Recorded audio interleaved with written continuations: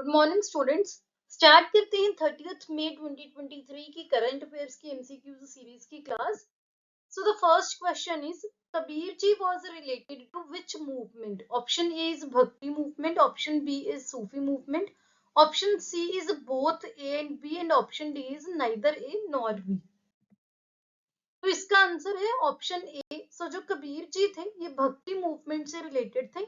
ये क्वेश्चन हमने क्यों डिस्कस किया, इसका जो सोर्स है न्यूज का वो हम इसकी जो नेक्स्ट क्वेश्चन है उसके बाद डिस्कस करेंगे, क्योंकि वो एक ही न्यूज से मैंने दो क्वेश्चंस फ्रेम किए हैं। So the next question is the Indian war of independence 1857 is written by. जो इंडियन वॉर ऑफ इंडिपेंडेंस 1857 है ये किसने लिखी है?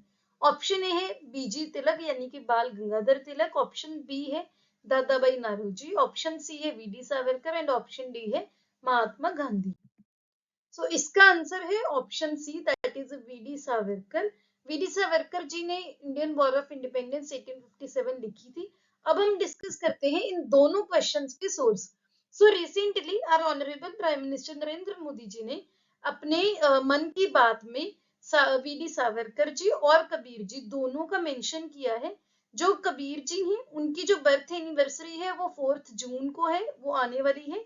और जो वीडी सावरकर जी हैं उनकी जो बर्थ एनिवर्सरी थी वो उसी दिन थी, संडे को, जब प्रधानमंत्री जी ने मन की बात का जो उनका एपिसोड था वो ब्रॉडकास्ट हो रहा था। तो इसी वजह से मैंने ये दोनों क्वेश्चन डिस्कस किए हैं। जो पर्सनैलिटीज न्यूज में होती हैं उनके बारे में बहुत इंपॉर्टेंट क्वेश्चंस पूछे जाते हैं। यहाँ पर एक और चीज मेंशन है जो आपको ध्यान रखना है कि जो वीडी सावरकर जी थे उनको अंडमान में काला पानी की वहां पर भी उन्होंने उनको बंदी बनाकर रखा गया था।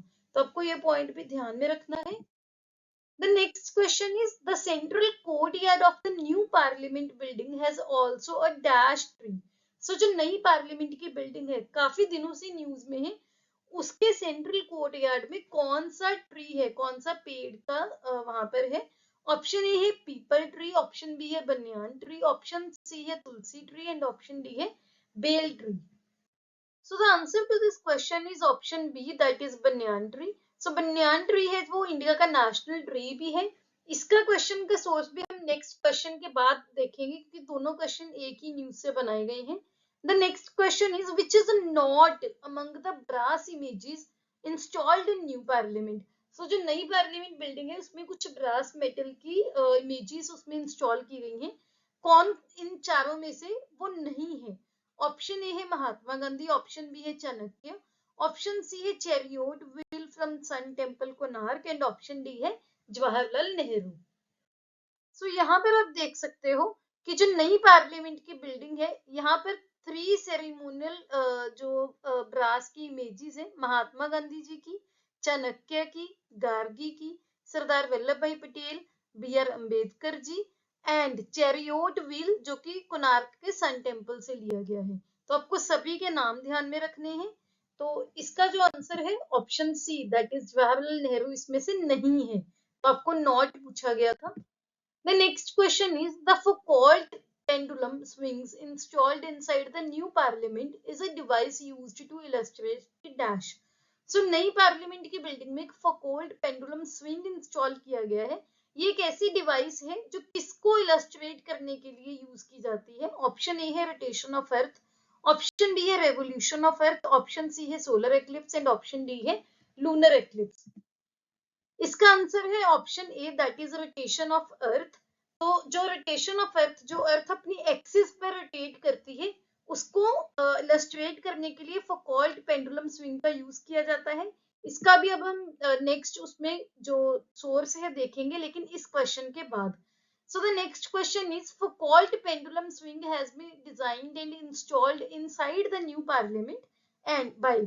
So जो Foucault pendulum swing है वो नई पार्लियामेंट की बिल्डिंग में किसने इंस्टॉल किया है, किसने डिजाइन किया है? ऑप्शन ए है National Council of Science Museum Kolkata, option B है Napier Museum Thiruvananthapuram, option C है National Museum New Delhi and option D है कैलिको म्यूजियम अहमदाबाद।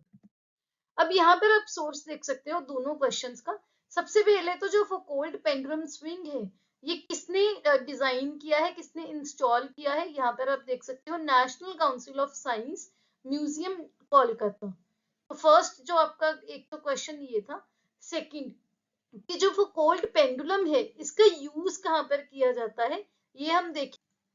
तो यहाँ पर आप देख सकते हो कि it is a deceptively simple device which is used to illustrate earth's rotation. तो इसको किसके लिए यूज किया जाता है, अर्थ की रोटेशन के लिए। यहाँ पर आप इसकी इमेज भी देख सकते हो, ऐसा होता है ये। तो इसका आंसर है option A, national Council of Science Museum Kolkata. The next question is the name of the gallery in the new building of the parliament is। जो पार्लियामेंट की नई बिल्डिंग है उसमें जो गैलरी है उसका क्या नाम रखा गया है। ऑप्शन ए है सत्यमेव दीर्घ, ऑप्शन बी है शतपथ दीर्घ, ऑप्शन सी है शपथ्य दीर्घ एंड ऑप्शन डी है भारत दीर्घ। इसका आंसर है ऑप्शन सी, दैट इज शपथ्य दीर्घ। इसका भी अभी हम सोर्स देखेंगे इस क्वेश्चन के बाद। So the next question is what is the theme of interiors of Lok Sabha in the new parliament building? Option A है गंगा, ऑप्शन बी है पीकॉक, ऑप्शन सी है लोटस एंड ऑप्शन डी है Indus water dolphin. सो जो लोकसभा है नई parliament building में उसके interiors का थीम रखा गया है पीकॉक, आपको ध्यान में रखना है। The next question is what is the theme of interiors of Rajya Sabha in the new parliament building? राज्य सभा की इंटीरियर्स का क्या थीम है नई पार्लियामेंट की बिल्डिंग में। ऑप्शन ए है यमुना, ऑप्शन बी है लोटस, ऑप्शन सी है banyan tree and option D है नन ऑफ द अबव। सो राज्यसभा के इंटीरियर का जो थीम रखा गया है वो है लोटस। अब हम इसका जो सोर्स है वो देखते हैं तीनों क्वेश्चंस का, 7th question, 8th question and 9th question का।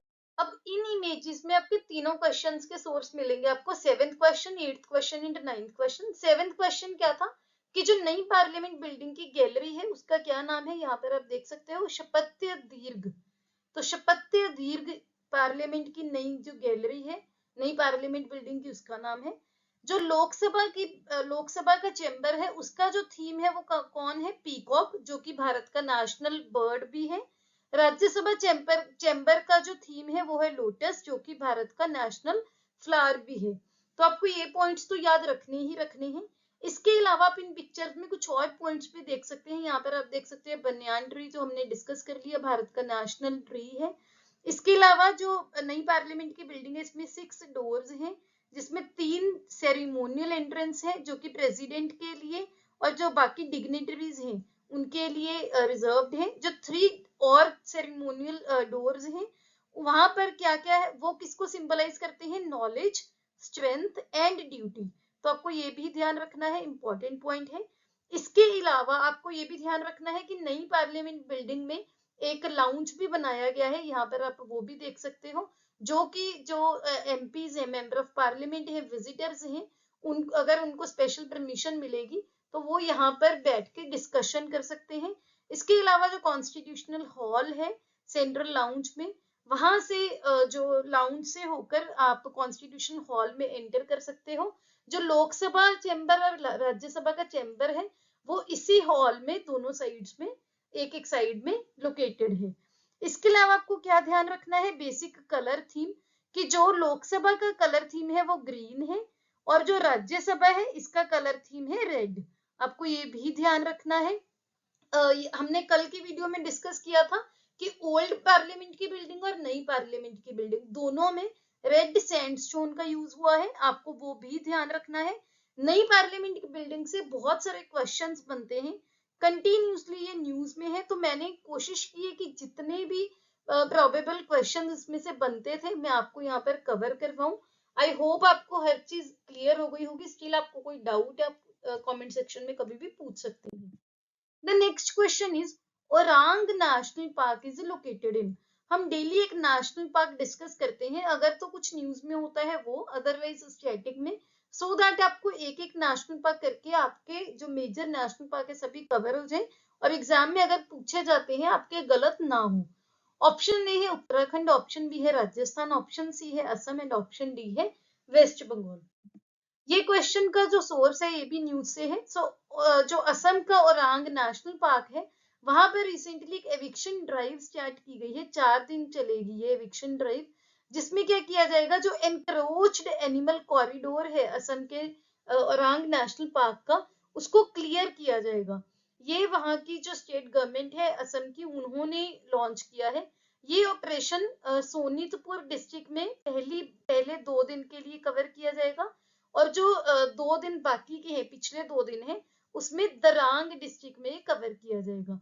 अगर हम ओरांग नेशनल पार्क की बात करें तो ये सोनीतपुर और दरांग डिस्ट्रिक्ट दोनों में फैला हुआ है, और ये जो एनक्रोचमेंट ड्राइव, एविक्शन ड्राइव है, ये एनक्रोच्ड लैंड एक एनिमल कॉरिडोर के लिए, उसको क्लियर करने के लिए की जा रही है। ये जो कॉरिडोर है ये ओरांग नेशनल पार्क को काजीरंगा नेशनल पार्क से कनेक्ट करता है। तो आपको ये सभी पॉइंट्स ध्यान में रखने हैं। काजीरंगा नेशनल पार्क भी असम का बहुत इंपॉर्टेंट नेशनल पार्क है, और इंडिया का भी बहुत सिग्निफिकेंट नेशनल पार्क है। तो इसका आंसर है option C, that is Assam. यहाँ पर हमारे सोशल मीडिया के यूजर नेम मेंशन है, इनकी जो डिस्क्रिप्शन, जो लिंक है वो डिस्क्रिप्शन बॉक्स में मिल जाएंगे। ये हमारा टेलीग्राम का चैनल का लिंक है, यूजर नेम है, जहां पर आपको पीडीएफ मिल जाएगी। यहाँ पर भी मैं ऑलमोस्ट डेली क्विज पोस्ट करती हूँ, बिल्कुल फ्री ऑफ कॉस्ट, आप वहां पर भी अटेम्प्ट कर सकते हैं। अगर आपको ये वीडियो अच्छी लगी, please hit the like button, अपने दोस्तों के साथ वीडियो शेयर कीजिए। Don't forget to subscribe to my channel. See you tomorrow at 8 o'clock. Have a nice day.